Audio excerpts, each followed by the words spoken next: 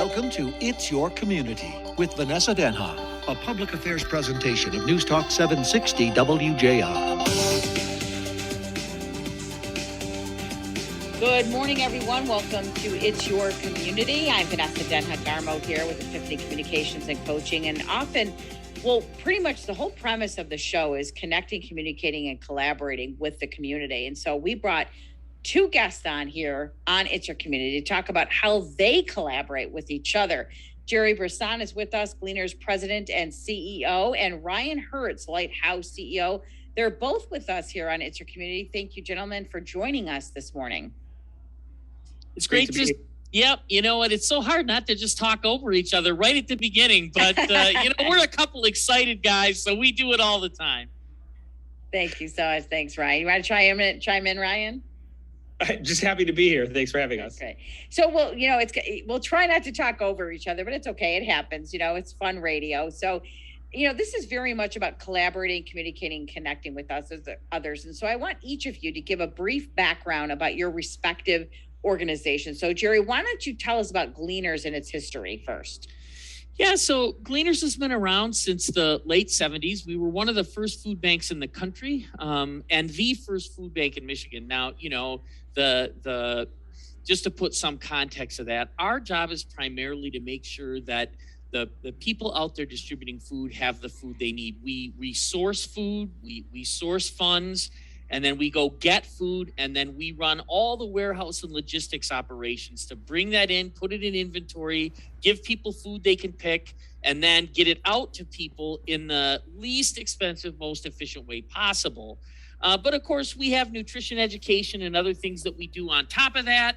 But primarily, we're known as the food logistics and distribution hub for the community of people that serve food. And right now, that's over 600 partners that we work with in 5 counties: Wayne, Oakland, Macomb, Livingston, and Monroe counties. And of course, today we're talking about Oakland County, which we merged with the Food Bank of Oakland County in 2005. And since then, Gleaners has been responsible for all of the food distribution in Oakland County. And I want to say the facility that we're sharing now with Lighthouse is that facility that used to be the Food Bank of Oakland County. So that building there has done some yeoman's work for the community for a lot of years, actually starting with the Food Bank of Oakland County. Wow, that's amazing. So that leads right into Ryan's background on the Lighthouse of Oakland County. Ryan, tell us about the background of Lighthouse. Sure thing. So Lighthouse Michigan is actually the result of a merger between 2 social service organizations, Lighthouse of Oakland County that was founded in the early 70s and South Oakland Shelter that was founded in the mid 80s. Both organizations were founded to respond to emergency needs in the community. Lighthouse of Oakland County started as a food pantry out of the back of a Catholic church in Pontiac. South Oakland Shelter was founded by the faith community in Southern Oakland County to provide emergency shelter to people experiencing homelessness in Southern Oakland County. And both organizations, over a period of decades, built a continuum of services surrounding those emergency needs to try to help move families from the crisis that brought them to our door to someplace more stable for the long term. For Lighthouse, that meant developing transitional housing programs for single mothers escaping homelessness, creating a community development arm and developing affordable housing. For South Oakland Shelter, that meant preventing homelessness so people didn't come in the door to the shelter. It meant rehousing people and providing supportive housing and permanent supportive housing, as well as developing affordable housing for folks who'd experienced housing insecurity. So both organizations came together in 2019. Less than a year after that, we faced the COVID-19 pandemic. And an area of our work, which is predominantly that food distribution work that Gerry spoke to, went from being maybe a piece of the puzzle to being one of the primary areas of need that we were focused on for a period of time. And that's sort of what drove us to deepen our partnership with Gleaners. So let's talk about COVID-19. How are things for each of you moving past COVID-19? I'll start with you, Gerry. How are things at Gleaners as we're 2 years into this? Yeah, so past COVID-19, well, maybe not, but I would say that we are experiencing what often happens after a crisis, and and that is during the crisis, there's a huge outpouring of community support and government help and lots of other things. And certainly the COVID pandemic was some of the most support we'd ever seen in the history of food banking. We hit a record food distribution of over 71 million pounds of food in the 12-month period where the pandemic was the highest. And I mean, to compare that to a normal 40 million-ish pounds of food for Gleaners, you're talking about a significant increase in output. And it was needed. People were out of work. People had to stay home. There was a lot of uncertainty. And so it was really, really important. But now, for example, the USDA at the peak of the pandemic was giving about 2 million to 3 million pounds of food a month to the food bank. Now it's 300,000 pounds of food a month. So that's a huge decrease in government support. But the need in the community is still pretty high. There's still a lot of uncertainty. There's still a lot of people who have not yet gone back to the office. There's still people getting sick and having to quarantine. There's still kids not able to go to school and families not able to find childcare for their kids who can't go to school because they've been exposed. I mean, there are still a lot of rules about COVID for good reasons. I'm not debating that. But the problem is, the support to do the work to make sure that kids and families can thrive has dropped like a stone. And so we're actually at a pretty significant food shortage right now, where we're really concerned about the amount of need in the community and the relative lack of support that exists right now. On that note, Gerry, is there a direct relation between food supply and inflation and the food that you get? Because the grocery stores are suffering getting products in. And usually, don't you work with the grocery stores to get some of your food donations? Oh, yeah. Everyone in the food supply chain, from the growers all the way through to the grocery stores, right? And everything in between. But yeah, there's food supply chain disruptions. But I want to say the important thing to understand about that is that there's always substitutions, right? So you might go to the grocery store and say, I'm really interested in getting, let's just say, green beans. And when you get there, there's no green beans, but there's broccoli and there's cauliflower and there's other things that you can substitute for that thing which you can't get right now. So when you talk about food supply chain disruptions, that's what it looks like in this country, right? It's not like you go to the grocery store and there's no food. You go to the grocery store and maybe what you wanted isn't there, but there's something there that you can use instead. And that's true for food banks as well. Now, food is more expensive. And so, yes, part of the reason we're getting less food from the government is because they have to spend more. But again, when you think about how programs are designed and how they should be designed, that's a little upside down, because if the government can't buy the food, how can people buy the food? Yeah, right? exactly. I mean, the bottom line is the government should be able to find a way to fix it at times like this. They are certainly aware of inflation and what it means, and there is food out there. It's just a matter of aligning the systems and the programs to meet the current state. Yeah, hopefully the government is working on that. And how about you, Ryan, moving, past as much as we can past COVID? We know we're still dealing with it, but we're not in the height of a pandemic anymore. Sure.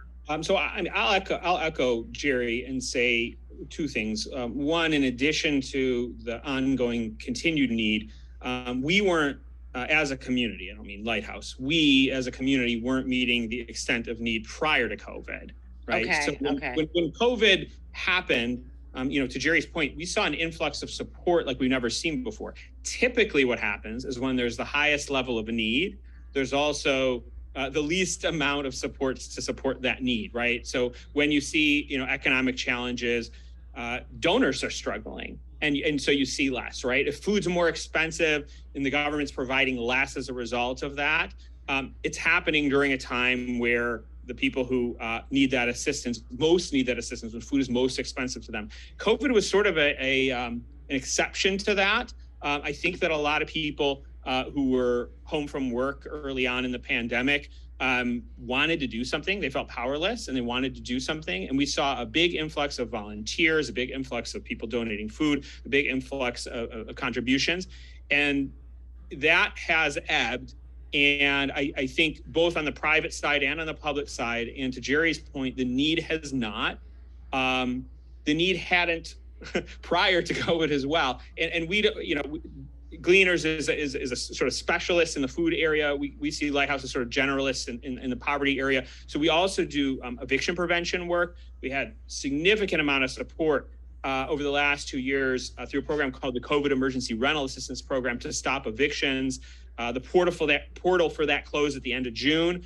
We aren't seeing a reduction in the need for those resources.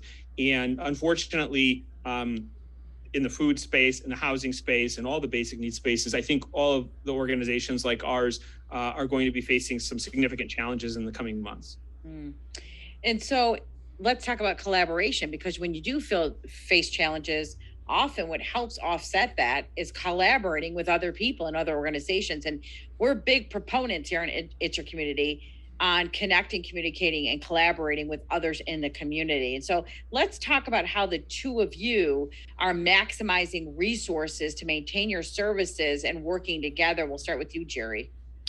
So making long story short, that's the key, right?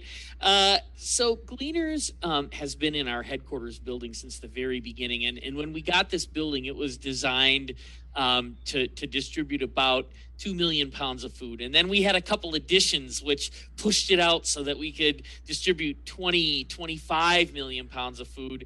And then, the utility of food banking continued to be proven out to be a really good thing. We rented a facility from the Salvation Army in Warren. We merged with the Food Bank of Oakland County, and we were maxing out at about 50 million pounds of food. The problem was it was in 6 different locations throughout our community.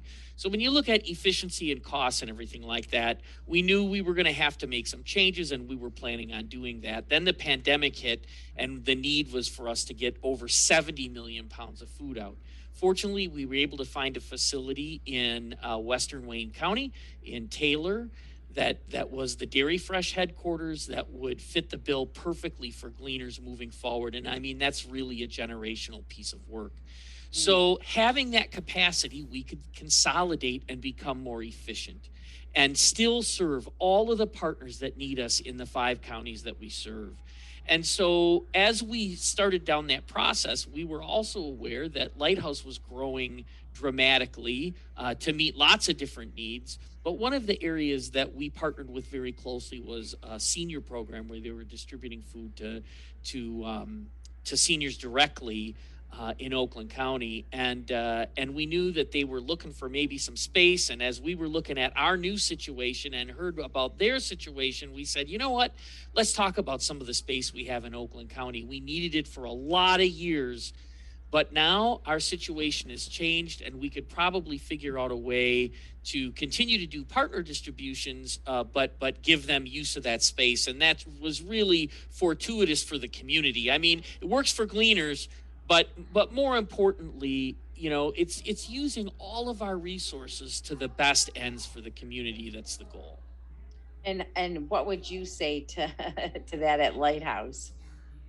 Ryan, I will double down on that and say, so at the beginning of the pandemic, even before we started talking about space, our relationship with Gleaners, we went from serving, just for a sense of scale, we went at Lighthouse from serving between 200 and 300 households a week with emergency groceries to around 5,000 a week, around 30,000 a year, and providing now pre-sorted boxes of groceries to feed a full family throughout that week. So especially early on in the pandemic, where we didn't want folks to have to go and do a lot of errands and potentially expose themselves and their children, et cetera. When we're talking about some of the most vulnerable folks that we serve. And so we both wanted to make sure people were getting everything they needed in one stop. And we wanted to make sure that some of the folks who didn't have access to transportation were able to get access to that food. So we put together a whole app to help our volunteers do home delivery and identify folks close by and on routes to make that efficient. And it was only because of our partnership with Gleaners that we were able to increase the amount of food. The vast majority of the food that we distributed. There were other partnerships certainly involved. We also partnered with Carnival Market in Pontiac to do food for the Hispanic community that was appropriate, culturally appropriate to shift our food boxes for certain key populations. But the vast majority of the ingredients that we were distributing were being sourced through Gleaners, either through Gleaners ability to access that food for free or deeply discounted so that our donors were getting the best bang for their buck. And we were encouraging our donors, don't go out and buy food and bring it to us. If you give us cash, we can buy that food deeply discounted through our partner, through Gleaners, and we can help a lot more people with a lot more food. So I'll start there. And then I'll say we had some wonderful partnerships throughout the pandemic around space because, providing through a pantry, a few hundred households a week looks a lot different than sorting and preparing boxes for thousands of households a week. And we had Oakland University step up early on and provide the Student Center OU and just donate that space to us for the first several months of the pandemic. And when school was going back into session in the fall, we started renting some space out of Summit Place Mall. And it wasn't sustainable. It wasn't ideal for us for the long term, but it worked for a period of time. And when Gerry and I got together and he offered up this potential opportunity to talk about this space in Pontiac, it just made sense. And we're just really grateful for that partnership, but also for the continued partnership around access to food. Again, we're generalists. We're not specialists. We don't source the food. We're kind of a point of contact for folks. A lot of the folks that we're delivering food to are also our housing clients, are also our Centers for Working Families clients, and all the other programs that we provide. And it's through partnerships like Gleaners that we're able to do that. So we're incredibly grateful. We're talking with Gerry Brisson here, serving as president and CEO of Gleaners Community Food Bank of Southeast Michigan since 2014, a strong advocate for the community's most vulnerable residents. He has dedicated more than 35 years of his professional life to improving food security. And he's joined with Ryan Hertz, serves as CEO of Lighthouse, where he leads a team dedicated to meeting the critical and escalating emergency and longer term needs of the working poor, homeless, and otherwise impoverished members of our community in Southeast Michigan. They're both here with us on It's Your Community. And for, in addition to collaborating with each other, Gerry and Ryan, I'll start with you, Gerry. How would you like to see the community at large working with you, the people listening who may have organizations or maybe want to volunteer? How would you like to see them work with your organization?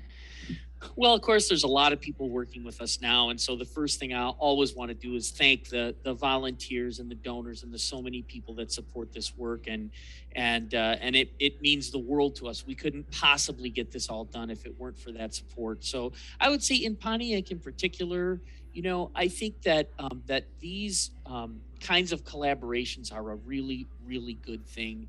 And to continue to provide volunteers to Lighthouse in the Pontiac location would be hugely helpful. I mean, our concern is that the community be served well.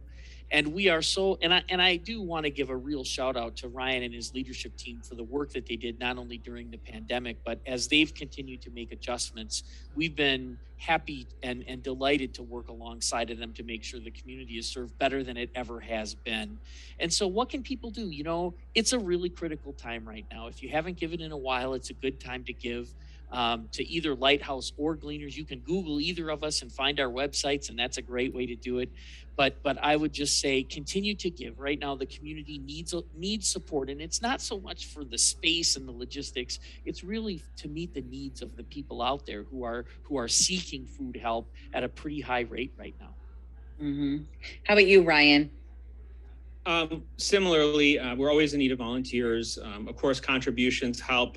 Supporting either organization really helps because at the end of the day, the funds are going to the same needs and the same universe of expenses. I guess I'll sort of repeat what I said earlier, which is that cash goes further than item donations. As much as we do appreciate item donations, because of our relationship with Gleaners, we are able to access a lot more food for the dollar than our donors are individually. So to the degree that food hasn't already been purchased, we encourage folks to join us in taking advantage of that relationship on behalf of the people that we serve. As I mentioned, volunteers are needed, but across the board they're needed. We used to, prior to the pandemic, the South Oakland Shelter, the SOS program that was a part of this merger that took place, was essentially a rotating emergency shelter that provided a homeless shelter out of people's congregations. So churches and synagogues and mosques around Southern Oakland County would host folks experiencing homelessness in their parishes. And we weren't able to do that sustainably once COVID-19 hit our community, and we weren't able to meet the number of folks in need of emergency shelter through that model anyway. So, unfortunately, that meant a loss of around 8,000 volunteers a year that were providing meals and transportation and everything else right out of their church or synagogue or whatever the case may be. And so, we are still looking for support for our emergency shelter program. We now do it out of a facility that we own and operate in Pontiac that used to serve as a transitional housing building. So we have a family shelter now in Pontiac. We're also providing single adults with emergency shelter through a hoteling program, but we still need to provide them with 3 meals a day and all kinds of other supports like we did out of the rotating model. So we're in need of volunteers for our food programs, for our shelter programs. And you can always find out and sign up right online for all those opportunities at lighthousemI.org. And we would love to have you be a part of our response to poverty. We're talking about to both of you, Gerry and Ryan, during the summer months, but does the needs for your organization change throughout the seasons of the year? So I'll start with summertime is one of the highest times of need as far as seasons go because kids are out of school. And so we have been doing a pretty all hands on deck effort to reach kids while they're out of school for about 15 years now, partnering with Citizens Bank. And that's been really important because when there's no school, all the meals that kids get in school, and there are literally hundreds of thousands of kids that depend on those meals in school, and summertime they just lose access to those meals. So this time of year is really, really important. But I would say, in addition to times when kids are out of school, as seasons change and people's needs change in their household is another time when extra help is needed. So when winter comes and people have to get ready to pay those higher utility bills for the winter, that is a time of higher need. But again, when summer comes, besides school, you also have air conditioning costs and some other things that cost a little bit more. I would say we talked about inflation a little bit, but when there's a big change that affects households, the lower income you are, the longer it takes to respond to that change, right? You have fewer resources overall to use. You have to talk to more people. You have to think about what your budget is. It takes longer to respond to those changes. So anytime you have something like significant double-digit inflation over months, it affects people with lower incomes significantly more and significantly longer. So those are the kinds of things that drive higher need. Ryan, how about you? Well, it's interesting. So obviously, there is some seasonality to some of the issues that we work on, such as homelessness, where obviously the elements impact people who are unsheltered differently at different times of year. This is one of those years where the summer, which is a time where people might otherwise tend to think there would be some relief, the weather has been extreme in the other direction. Certainly in the winter, people who are unsheltered have a higher degree of need. But the reality is that it's a year-round issue. Sort of to Gerry's point, a cost may increase or decrease on one side or the other for a household at different times a year. But one thing I'll say is that because people tend to think about the issues that we address seasonally, we tend to orient our activities around supporting those activities seasonally, right? So around the holiday season, we really ramp up around support around our shelter, support for our shelter program and needs that are seasonal.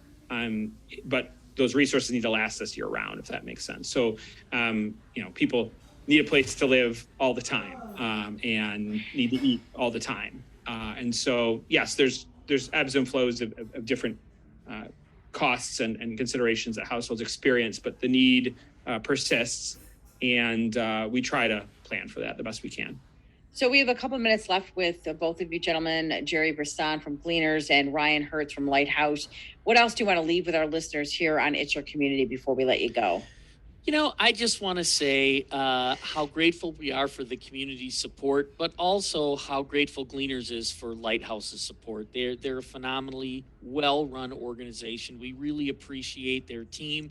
They did win one of the high honors of best managed nonprofits, or an honorable mention. I can't remember. You were in the mix, I remember. You were a runner-up, probably. Yeah, right. But, a finalist. But there's a really good reason for that, and I would just say, in the midst of times when things are tough, we don't just carry negative weight, right? There's a lot of positive things to be thankful for in our community. And I would just say, if we keep focusing on the positive, we're going to get where we need to be.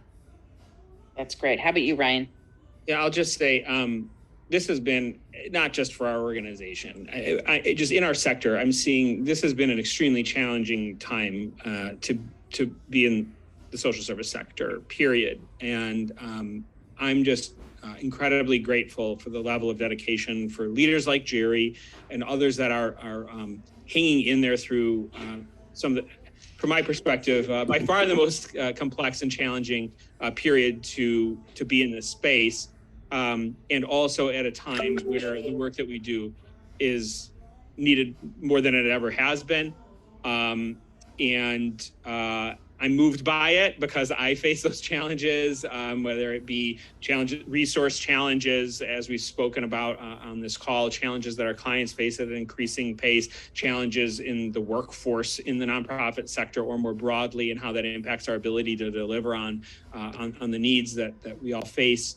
It's just becoming more and more complex, more and more challenging, and therefore, as Gerry said, there's still a lot to be grateful for, to be able to look around, the table and to see other folks remaining steadfast and dedicated. And I feel the same way about our volunteers and donors who, we're in a more and more complex world, and our donors themselves are facing challenges that they've never seen before. And the fact that they stick with us, the fact that they still consider the needs of other people in the community is moving to me, and it keeps me going and in this work. Gerry Brisson from Gleaners and Ryan Hertz from Lighthouse. Thank you, gentlemen, for joining us here on It's Your Community. Thank you. It's great to talk with you, as always. Thank you. Thanks, Ryan. Thanks, Gerry. Any questions, comments, show topics you want me to get to, you can easily reach me, Vanessa Denha Garmo, at Epiphany Communications and Coaching, or find me on all my social media platforms. People private message me there all the time on LinkedIn, Instagram, on Epiphany Communications and Coaching on Facebook, or on Twitter, Vanessa Denha Garmo. As always, we remind you to connect, communicate, and to collaborate with your community. Thanks for tuning in. We'll catch you next time here on It's Your Community. It's Your Community, a public affairs presentation of News Talk 760 WJR.